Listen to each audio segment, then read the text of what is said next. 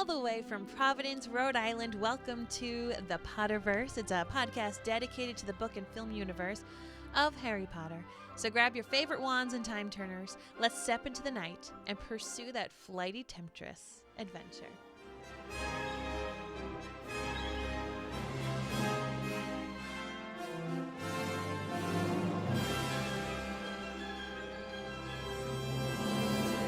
Hello, everybody. Welcome back. I'm Mary Larson. My name is Blake, and I kind of don't blame the founders of Hogwarts for not allowing boys into the girls' dormitory. Oh, I 100% don't blame them. I don't think it was a good idea. I don't think it's a good idea. I also think that they probably should have done it vice versa and kept the girls out of the boys' rooms, but you know. Well, you could have, you know what? See, I went to St. Anselm College, right? I feel like we were like the only school on the entire planet to enforce like boy dorms, girl dorms, visitation hours, the whole thing.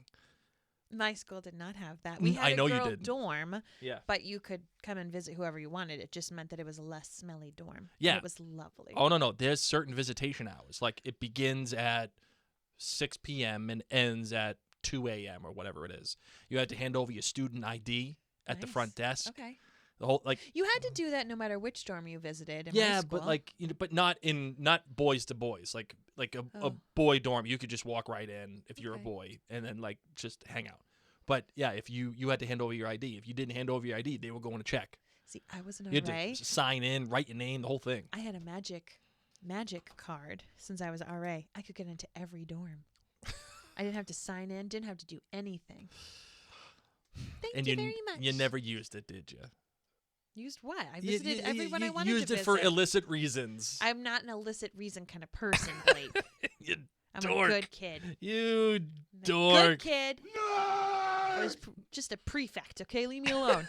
I'm head girl. Pretty much, my love. Well, here we are in Chapter 17, Educational Decree, number 24. And, of course, I begin each chapter by saying a quote from that chapter for you. And I thought, how could I not read Educational Decree number 24, when it's the chapter called Educational Decree number 24. Can you do me a favor and say it one more time? Educational Decree number 24. I'm hemming. By order of the High Inquisitor of Hogwarts, all student organizations, societies, teams, groups, and clubs are henceforth disbanded. An organization, society, team, group or club is hereby defined as a regular meeting of 3 or more students. Permission to reform may be sought from the High Inquisitor, parentheses, Professor Umbridge, end parentheses. No student organization, society, team, group, or club may exist without the knowledge and approval of the High Inquisitor. Any student found to have formed or belonged to an organization, society, team, group, or club that has not been approved by the High Inquisitor will be expelled. The above is in accordance with Educational Decree number 24, signed Dolores Jane Umbridge, High Inquisitor. All right, so Marvin, I have a very serious question for you. Oh. Very serious question. So serious. Do you think... Maybe even serious, Black. Oh, serious? Bring it. Do you think when they expel a child from Hogwarts, they go, Expelliarmus! Oh, no, but nice. Like, you're welcome, ladies and gents. Wow, you're so sweet. You are welcome well, on for that note, let's get into the show. Let's do it. I solemnly swear that I'm up to no good.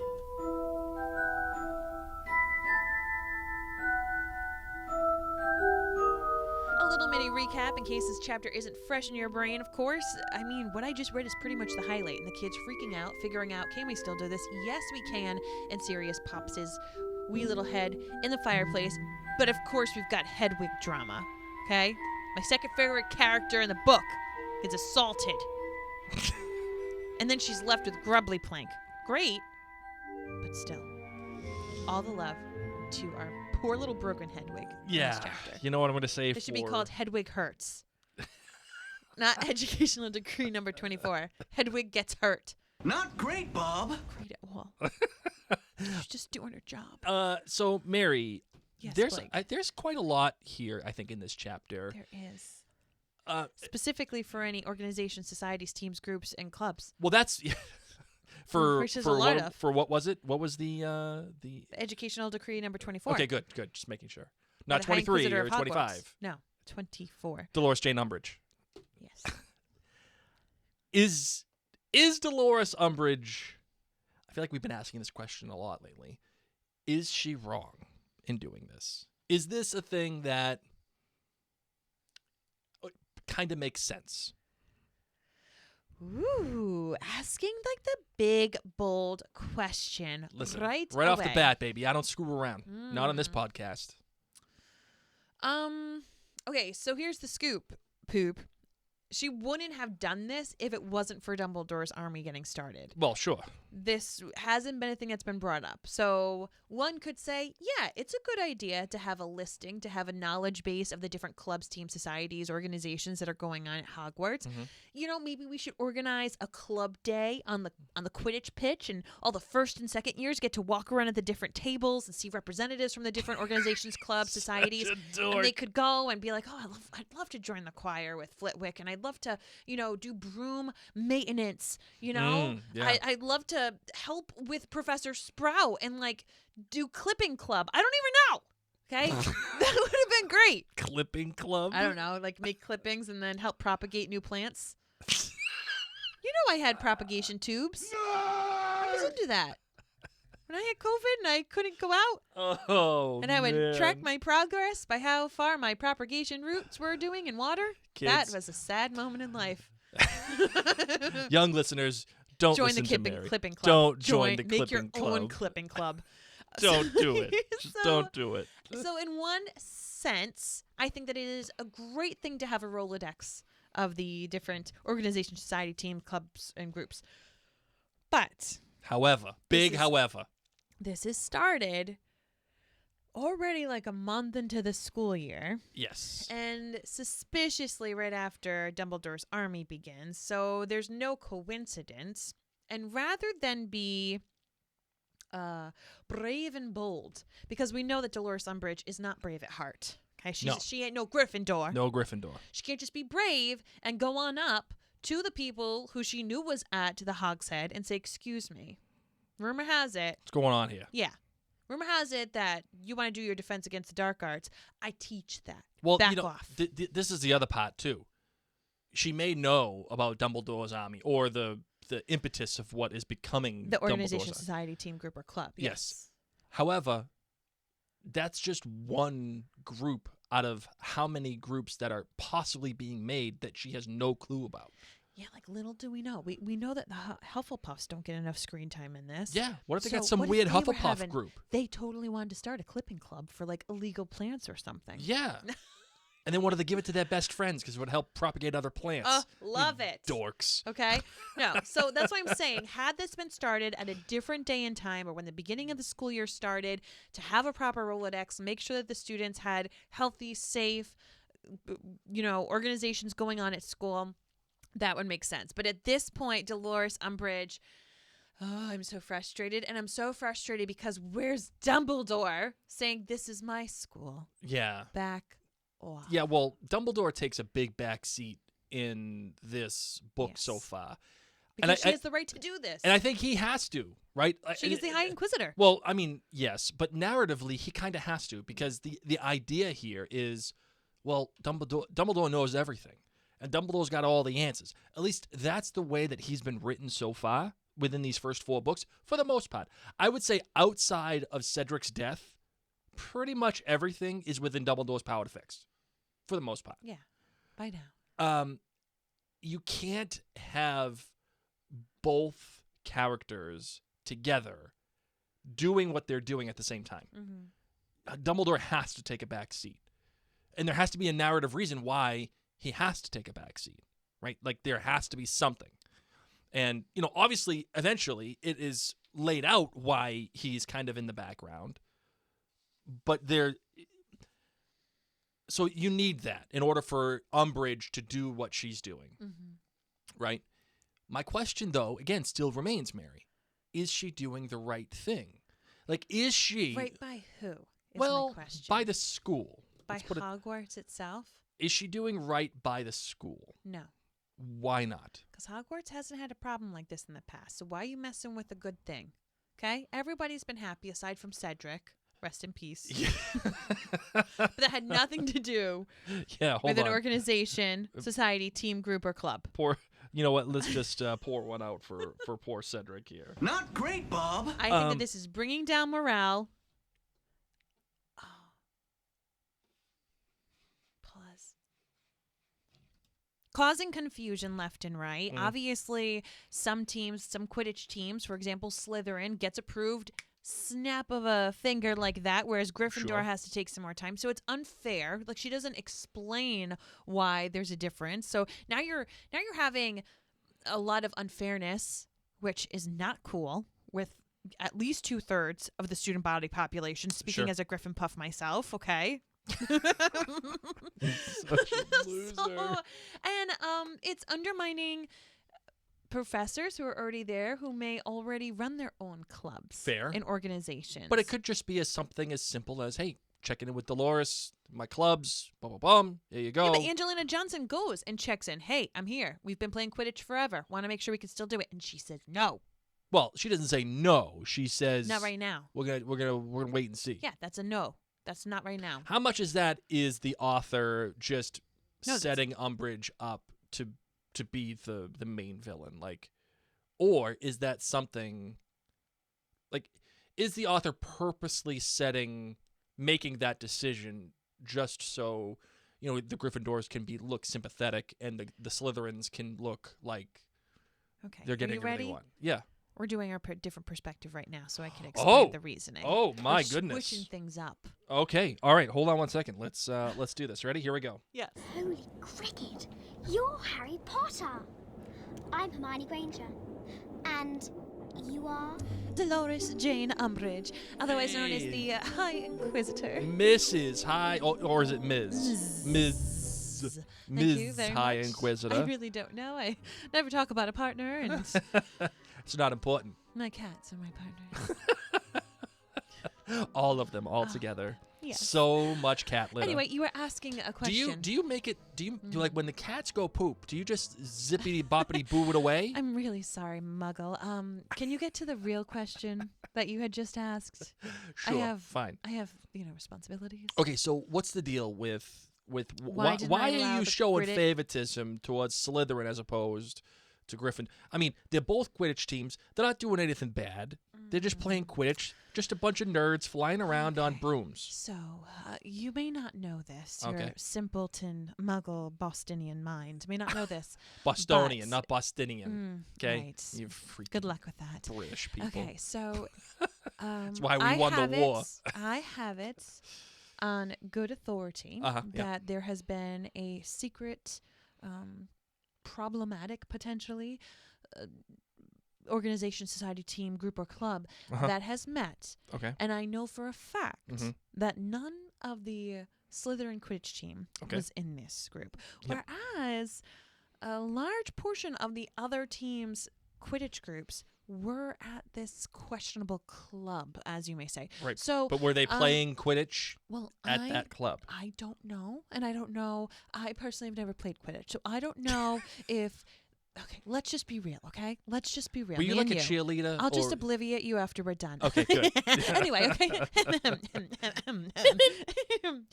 Okay, so here's the scoop. Okay. These little rugrats were meeting, complaining about my class. Oh, my goodness. Exactly, all right? And a bunch of them are on these Quidditch teams. So who's to say that they're not throwing a quaffle and instead talking about me and how poorly I'm doing and trying to teach each other bippity-boppity boos, okay? I can't trust them, whereas none of my precious, sweet Slytherins are the best. I mean, I don't know if you've heard it. There's this great podcast, the Potterverse. Oh, yeah, I've heard of it. Anyway.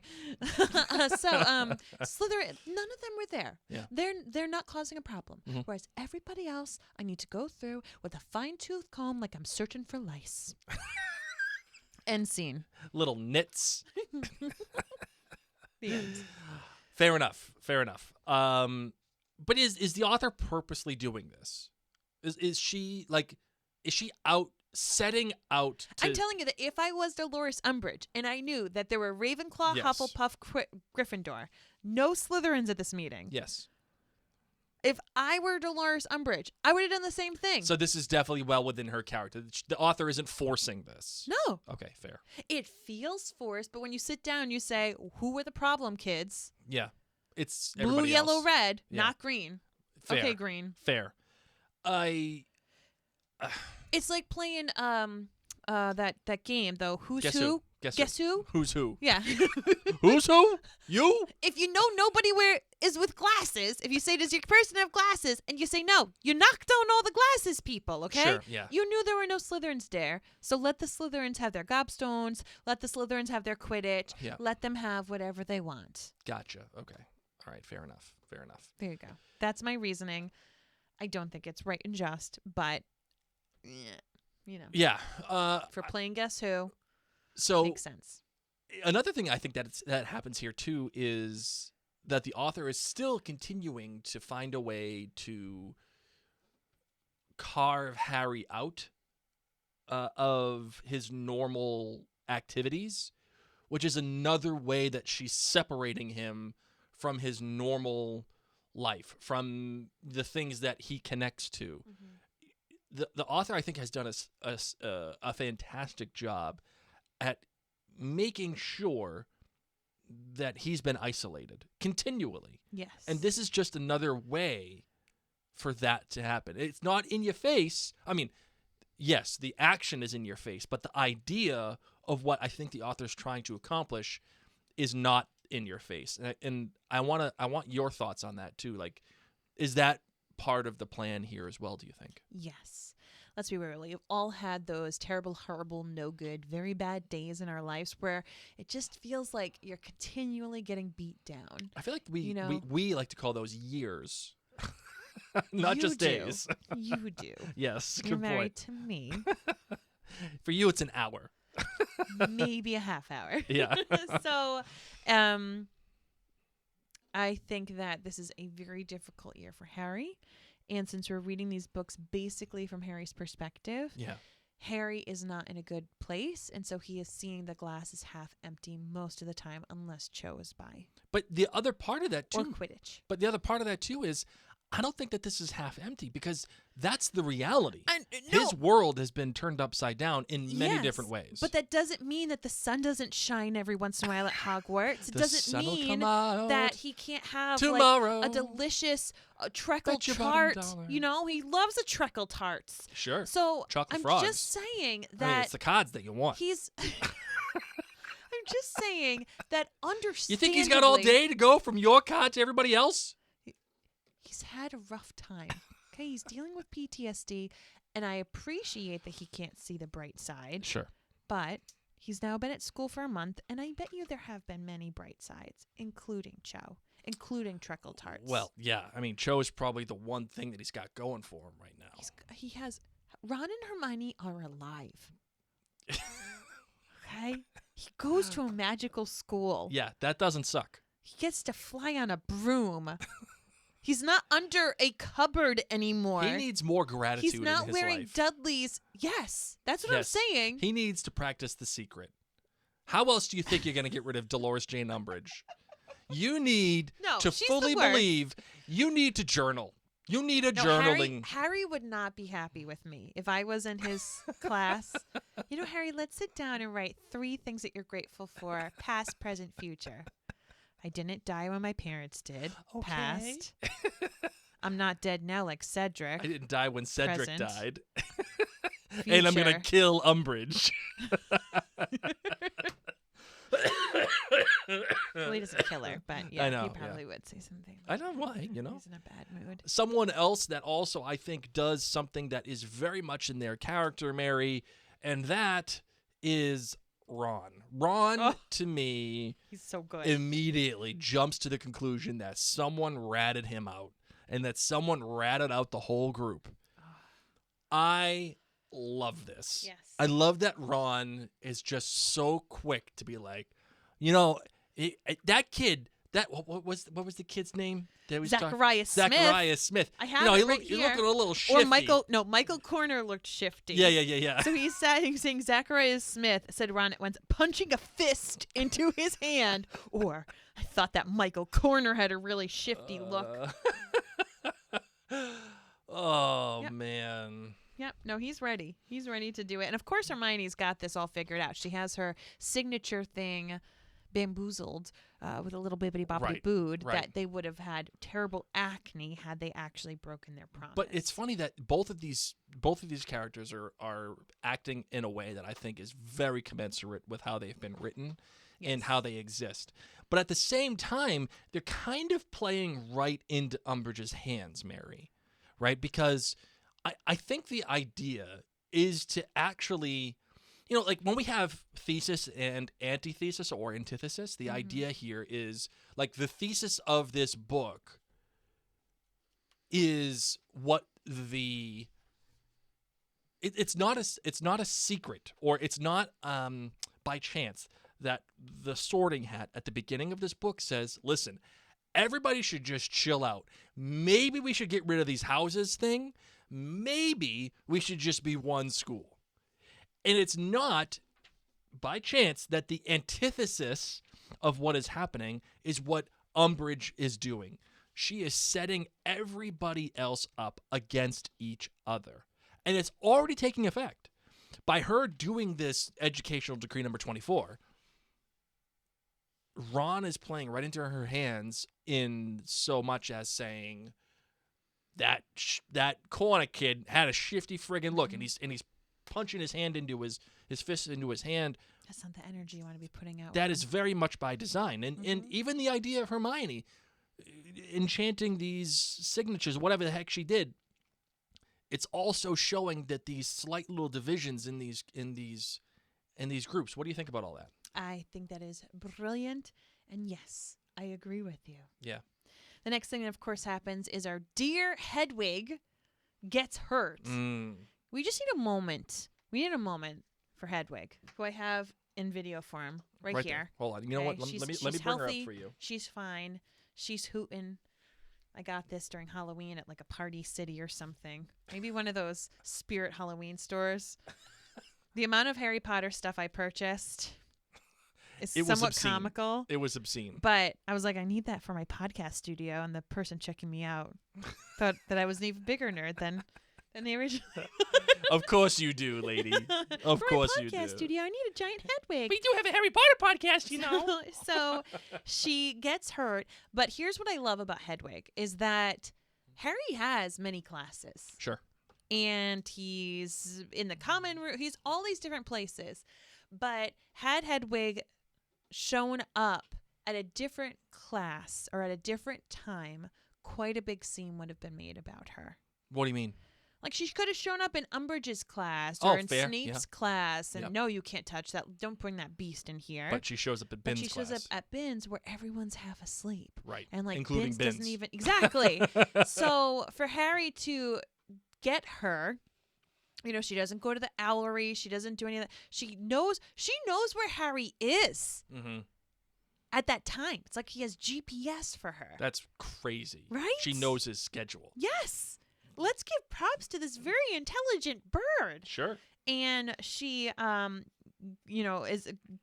jumps in when he opens the window. He brings her to the teacher staff room. Finds Grubbly Plank, who is holding her pipe between her teeth and inspecting her. And McGonagall, of course, makes sure that Harry gets his little message where it says same place, same time. Let's meet tonight. And poor little Hedwig is shipped off with Grubbly Plank, who will obviously take care of her. Sure. But she doesn't know that. She doesn't. And if it was Hagrid, maybe you'd be different. Yes. I mean, Hagrid, if that had happened and Hagrid was there, Hagrid who purchased Hedwig. Hagrid that'd be bad would news. like hoot to her somehow and like figure out who did this to you. Oh yeah, I'm gonna go He'd eat them. Totally going. I'm gonna go speaking all owlies. Owlies. Yes, I'm gonna go and like hippogriff them.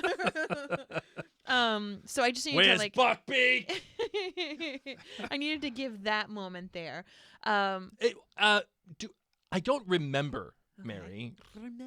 Yes, do you'll we find out soon. Yes, Okay. you will. Yes. My thought is that Okay. it's Umbridge. Wonderful. Okay, right? Correct? Yes. All right. You'll be finding out real soon. Yeah, I just don't remember. got you. But since we can talk about it. But thestrals are mentioned during this part. So Gravelly Plank says, interestingly enough, like thestrals have been known to attack birds, but Hagrid's got them taken care of. So this is now thestrals being mentioned again. Harry says, in his mind, I don't even know what a thestral is. Yeah, right. So I think for us who've read these books so many times, we've watched the movie so many times, we're just like, oh yeah, thestrals attack birds, not these ones. But like, no, when you're originally reading this, thestrals are being dropped, and they're these mysterious things that are mentioned, not necessarily having Harry understand what it is. Right. The breadcrumbs that are being dropped here are really smart by the author, because you can just dismiss this as like, oh, well, they're just talking about, whatever, just for the sake of whatever. But it's not, and because now that we now know that there's an obvious connection, and like it's great to kind of bring Harry back to that reality when that knowledge does become part of like reality for him. Like, oh yeah, no, you're not crazy. Like those are real things. They're thestrals, and by the way, they don't hurt birds particularly, like the way that it could have happened. So I think that's a neat little way to kind of get that information in there and connect you back to the beginning of the book. What was I talking about, Mary? Hedwig. Oh, yes. Now that, obviously you've confirmed that it was Umbridge who injured Hedwig, there's something that I really love about her character. It's not necessarily Umbridge personally, but it's her doing. Oh, okay. Well, but I still think it applies. Yes. I still think it applies. There's something that I love about her character, and Hedwig's? No, Umbridge's character, and it's something that I think is specific to her. Okay. Which is why I think it's really cool. The way that she has to assert authority comes in a very physical manner, and you would not anticipate that from somebody of her stature, right? Like in previous episodes, we talked about Bane, and like how Bane he in The Dark Knight Rises puts his hand on Ben Mendelsohn's shoulder and says, "Do you feel in charge?" Like that is Umbridge, like calm, quiet with like the Harry scribing, "I must not tell lies" on his hand. Coming like real close to him, putting her hand on his shoulder, and even trying to, at the end of the chapter, grab Sirius in the fire. Yes. And now this thing with Hedwig, it's very much a tactile kind of intimidation. And you don't really see that with a lot of other characters in Harry Potter, in the series writ large. And that's why I say it's a really cool written thing for her character, because it feels specific to her. And this is how you start building out and fleshing out these characters and giving them a real sense of a person. Like, it's probably one of the reasons why we all freaking like despise Umbridge. Is this tactile intimidation thing. Because I think we've all been there as people, right? We've all been physically intimidated by somebody in one form or another. In this particular case, it's just a really subtle domination from Umbridge. I don't know. I just think it's a really cool... It is. It's brilliant. A little nice bit of characterization. We get back to the students all hanging on out, and Malfoy's boasting what we were talking about it before, that the Slytherin Quidditch team has been able to meet. They've been approved of it. And going off, I bet the Gryffindors can't. And my dad's friends with the Ministry, and I think Arthur Weasley's cuckoo for Cocoa Puffs. And there's a special ward for people whose brains have been addled by magic. And at this, Malfoy makes a grotesque face, with his mouth sagging open, his eyes rolling. Crabbe and Goyle give their usual grunts of laughter, as does Blake. As does Blake right now. I totally would have done this. Pansy Parkinson shrieked with glee. Oh, it's my girl, Pansy. Now, this is what I need. Something collided hard with Harry's shoulder, knocking him sideways. A split second later, he realized that Neville had just charged past him, heading straight for Malfoy. Neville, no! Harry leapt forward and seized the back of Neville's robe. Neville struggled frantically, his fist flying, trying desperately to get at Malfoy, who looked, for a moment, extremely shocked. Help me, Harry flung at Ron, managing to get an arm around Neville's neck and dragging him backwards away from the Slytherins. And I just need to note, of course, Neville's freaking out because his parents are at St. Mungo's. Yes. Harry knows this, but hasn't told Neville that he knows. I can't tell anybody that he knows. But this is Neville, who, would never lose it. Right. Loses it, and he is so strong in this moment of anger that it takes both Harry and Ron to hold him back. Crazy. I mean, Blake, we don't really use that word right now. No, but you know what I mean? Like when we're talking about St. Mungo's. Yeah. Little insensitive, Blake. No, it's incredible. It's incredible. There we go. Wild. Okay, like that. Yes. They both have to hold him back, and it's a far cry from the kid that got his remember all taken from Draco, right? That where he's just like, oh, how about on the roof? You know, like going from that to this, and wanting to punch the kid out, and getting into a little bit of a rip roaring battle here. I mean, and they end up losing points because Snape stumbles upon them, and he's like, "Oh, look at Potter, Weasley, Longbottom. They're all fighting. 10 points from Gryffindor." And Harry tells Neville, "I had to stop you. You wouldn't have fought that fight with Crabbe and Goyle in it, too. Yeah, you would have got smoked." And it's just so sad. I just feel so bad that Neville has to go through this alone. And then again, another way that the author is carving Harry out. He has this information, yet at the same time cannot comfort Neville in any way. And to make matters worse, this happens in potions class with his least favorite person ever, Snape. Of course. And Dolores Umbridge is there. But Snape kind of gets it back a little bit. This is a delightful scene, which they showed so well in the movie. It was perfect. Alan Rickman in the film delivers the obviously line. Obviously. I mean, just you can't get any. It might be better than his ho ho ho line in Die Hard. Okay. It might be that. It might be better than that. Yeah. It's that good. Obviously, like it's so. But you were unsuccessful. Obviously. The whole sequence seems to be played out with some humor here, which is a great balance to the whole St. Mungo's, all the other stuff, right? But at the same time, it's actually very sad for what happens to Trelawney. Oh my God, Trelawney, who loses it so much. She threw the next copy of the Oracle at Seamus and Dean. Yes. She's just so done with this, slamming copies of the books down and just straight up chucking books at Seamus Finnegan. Yeah. Like, just throwing books. Like, how wild is that? Narrowly avoiding Seamus's head. Oh, man. Like, wicked funny, dude. Wicked funny. It is funny, but it's also very sad at the same time. This is a person who, like, this is her only place that she can really be. Well, it makes me sad. After, of course, potions, we're going straight to Trelawney, and Hermione leans into, I don't hate her. I just think she's absolutely a appalling teacher and a real old fraud. And it's interesting to me that the fact that Trelawney... Because, of course, what this book is about, what we're hiding and what Molly's monitoring right now is Trelawney's prediction. Right.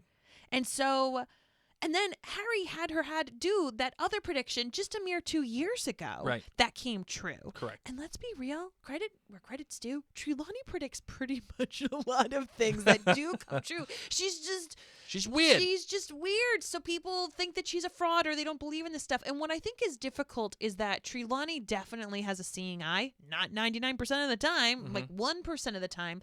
But she nails that 1%. Made these predictions. Yeah. And maybe that isn't something that can be taught. And yet they are trying to teach it. Well, like maybe to see if anybody does have the gift, the inner eye. But it stinks because I hate that Hermione's saying all this. She's an appalling teacher and a real old fraud, and yet she isn't a fraud. Yes, she's an appalling teacher. Yes. But I don't think she's a fraud. No, she's not a fraud. And I think it's because the students aren't taking the bigger picture. And I'm kind of disappointed that Harry doesn't say, Yeah, but does Harry know enough to say that? Well, not right now. Harry's brain is not very clear. Yeah, his brain is freaking grits right now. So, agreed. I shouldn't be holding this 15-year-old PTSD boy accountable for standing up for his suffering from teacher. Severe depression. Yes. I think it's important too that the main characters not always be right. Right? They should not always be in the correct, because if they were, then they wouldn't be real characters. They wouldn't be real people. And I think that's one of the benefits of a series like this, because the characters are, I mean, for as fake as they are, for as magical and mysterious and full of fantasy, they're still at their core very real people. Like Seamus is the kid that always blows stuff up, getting into trouble, and the twins doing the things that they do, and Harry with his attitude, and Hermione being a know-it-all. Like, Snape calls her a know-it-all, and he's kind of right. Yeah. Right? I mean, the only person that I can really think of that would not be a good character, I mean, it's JFF. I mean, Justin Finch Fletchley is just the Move worst. on. Move on. Boom! Okay, so we know have what? the beautiful and we see the twins trying out all of their stuff and not necessarily getting in trouble, and we get Sirius. The kids are waiting. The trio is waiting forever. By the way, the trio is an organization group club of 3 or more that regularly Good point. meets. Yeah, good point. But so Sirius comes in through the Flu Network, of course, and he says something that Molly's on duty tonight. Yes. So that's interesting. I love that Crookshanks comes and tries to say hi to Sirius. Oh, my God. He's like, bestie. Hey, what's going on? Pound it. I'm going to singe off all my whiskeys just to be with you. Oh, my God. I just freaking love it. I love it so much. We're going to need a return of Crookshanks at some point. Okay. Crookie is one of the greatest different perspectives to come out of the Potterverse. I can't tell you how many emails we get about Crookie. Oh, I'm glad. So they decide no matter what, we're still doing Dumbledore's army. Yes. Let's do this. Let's figure out a way. Sirius gives them some ideas, and of course, at the very end, a hand had appeared amongst the flames, groping as though to catch a hold of something. A stubby, short-fingered hand covered in ugly, old-fashioned rings. I got to tell you, it's a scary scene. Like, just the idea of seeing this hand come out of fire, like trying to grab and grasp. It's almost like The Ring. That's what it feels like. That's a scary scene. I agree. And I will say that that the movie desperately misses something like this. Yeah. I don't know why it was cut out. Well, yeah. It should not have been. It absolutely should have been. Like, because the way that the movie plays out, it's like, oh, something's here. Yeah. Or it's like I heard something, whatever it was, I can't remember. And then it just fizzles out. There's no tension there. There's no. It's false tension. Well, it would have been good because later on, the trio breaks into Umbridge's office to go talk through the Flu Network, to go check in the movie, to go check on Sirius. And, it would make sense that Umbridge says, I've been monitoring it, obviously. And we put 2 and 2 together. So I agree with you. The only thing I could think of is that if they included that, the hand, then they wouldn't be able to justify the kids breaking into her office because they know that she's already monitoring the Flu Network. You know what I mean? I don't think if they know that she's monitoring the whole flu network. I think they're just like, oh crap, she found out. Like, right. She's here in the school. Maybe. Yeah. I don't know if they would put 2 and 2 together from this chapter. Okay, fair enough. Fun facts, Blake. Sure. What do you got? Where we are in this book is the same length as the first book of the series. Stop it! Really? It's October. Oh my in goodness! This book, and we would have finished the Sorcerer's Stone at this point. That is wild when you think about that. Mm-hmm. That's crazy. Yeah. We can use that word now. Now that we're no longer talking about St. Mungo's, yes. Yes. Wow, that's crazy. Yeah. Thought I'd share that with you. Holy smokes. All right, you got anything else you want to say about this No, chapter? that's it. We got some emails. You ready? Yes, I am. All right, let's do it. Oh, Mail's here. All right, this one comes from David. Hello, David. David says, no, I'm sorry. This one comes from Dejana. I Hey, apologize. Dejana. Okay. Hey, Mary and Blake. Dejana here once again. Woohoo! On my, I don't even know how many at this point listen of the Potter podcast, and now my 10th graders getting into it when I play it in class. Yes. I'm listening to The Prisoner of Azkaban again because I assigned it to one of my classes, and they just love reading. I say sarcastically, of course. And I have a quick question. So, Mary asked if the kids could do magic on the train when the Dementors came looking for Sirius, and nobody thought to say Lumos.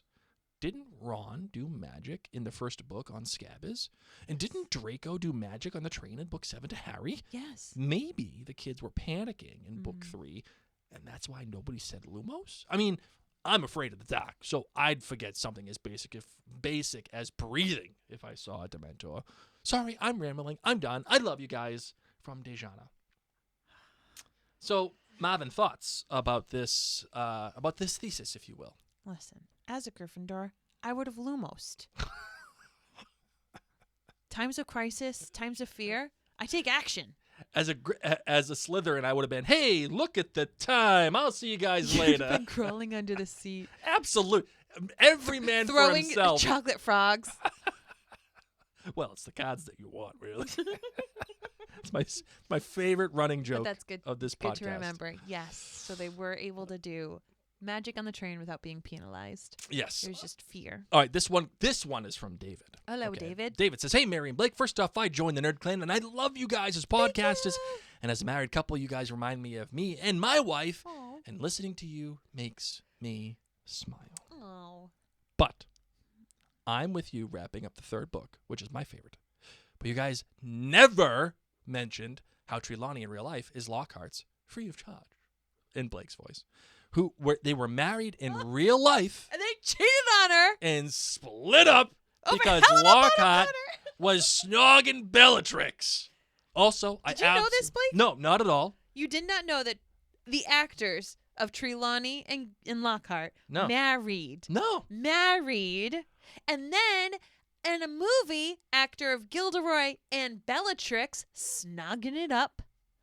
Snogging, so wait, time out. In real life? Real life. Stop. The actors married, cheating on, divorce, Helena Bonham Carter and Trelawney in this movie. All three of these people later on in life, after this weird love triangle, all in the Harry Potter series. Wow. And Trelawney, actress, is friends with Bellatrix, actress, and saying it's water under the bridge. Get out of here. Yeah. Wow. I did not know any of this. I will give you a little bit more information. Oh, my goodness. I feel like I've been lied to my whole life. How did I not know any of this? Okay. The huge love affair. Yes. Okay, hold on. Let me just get this rocking and rolling. All right, go ahead. You. Well, all right. So, first of all, Helena Bonham Carter, listen, I would totally party with her. Okay. Emma Thompson, yes. a.k.a. Professor Trelawney. Yes. And Kenneth Branagh, who played Lockhart, married in 1989, 2 years after they first met. They were known as the golden couple of British cinema in the early 90s. Makes sense. Fondly nicknamed Ken and Em. Enter the iconic 1994 movie Frankenstein, where Branagh directed, starred alongside Helena Bonham Carter, HBC. Bellatrix, and you have yourself a love affair. So Branagh and Carter were love interests in the film, and their romance started to spill into real life, which lasted until 1999. Devastated Thompson, a.k.a. Trelawney, finds out about the couple's affair, divorces Branagh in 1995. Famously, it gets even better.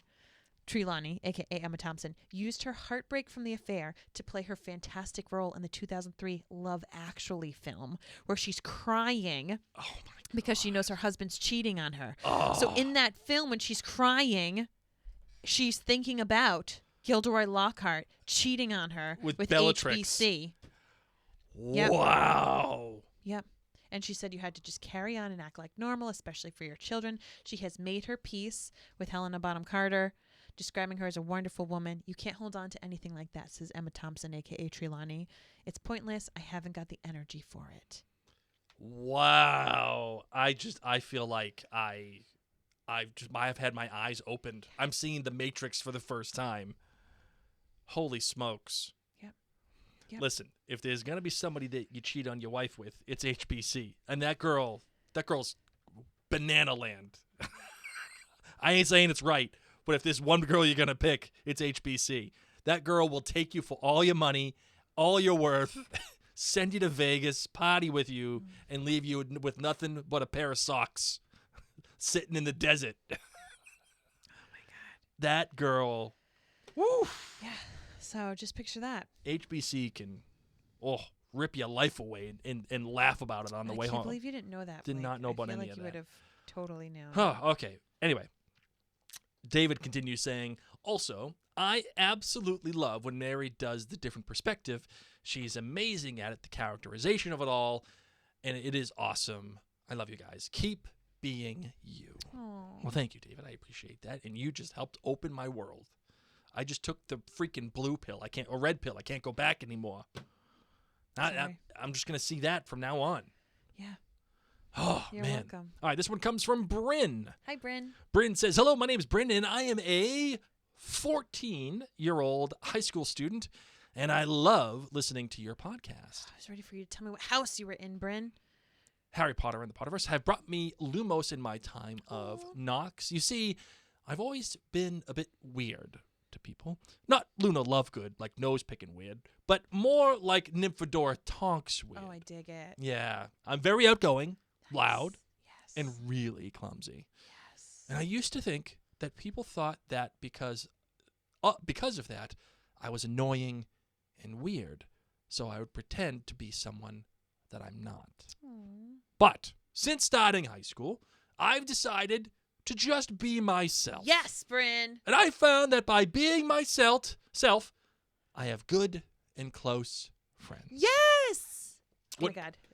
What Cheers. made me realize that being myself is the best option was actually...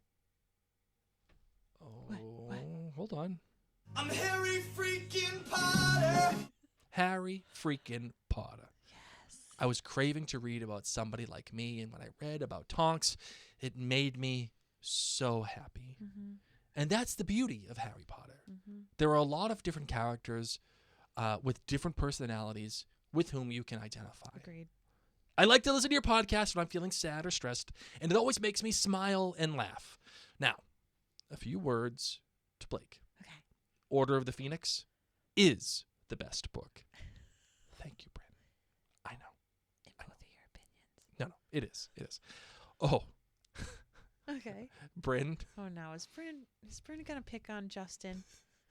Justin Finch Fletchley is the worst character. Bryn. And Hufflepuff is Oh, Bryn. the best house. She's a Slytherin. No, she's the best house. It's also my house. Oh, wait. She said Hufflepuff is the best house? Yeah. Oh, okay. It's her house, so she's a bit biased. But she's hating on JFF? Because JFF sucks. The worst character in all of Harry Potter. Thank you for reading this. Goodbye. Well, Bryn, it's apropos that you mentioned that you want to be who you are, and Harry Potter helps you do that because of the characters within the series. Mary and I, at the in the middle of this podcast, had a big conversation about characterization and why people can relate to these things because they are real characters. They are well written. And they're real people, even aside from all the fantasy, all the magic, all the Hogwarts houses. There is somebody there to whom you can relate on some base level. For you, it's Tonks. And congratulations. That's freaking awesome. So cool. Tonks is awesome. For me, I kind of, my jam is Snape. We know. All right. And for Mary, her jam, who's your jam, Mary? I'm the trio. Yeah, you're the she's the trio. Usually Ron. Her dad is Hagrid. My dad is Hagrid. Right? And that's okay. And we can say all of these things because it's truly fantastic storytelling and characterization within that storytelling. If you didn't have that, you wouldn't be able to relate to the characters the way that you can, right? So that's the beauty of good writing. As a part of all of this, as a result of that email, I'm going to give Bryn a very important award. It's this.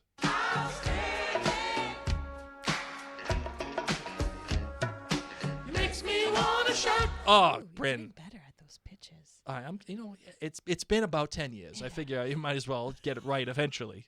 All right, Marvin, you ready to close this bad boy out? I am. All right, let's do it. Here we go.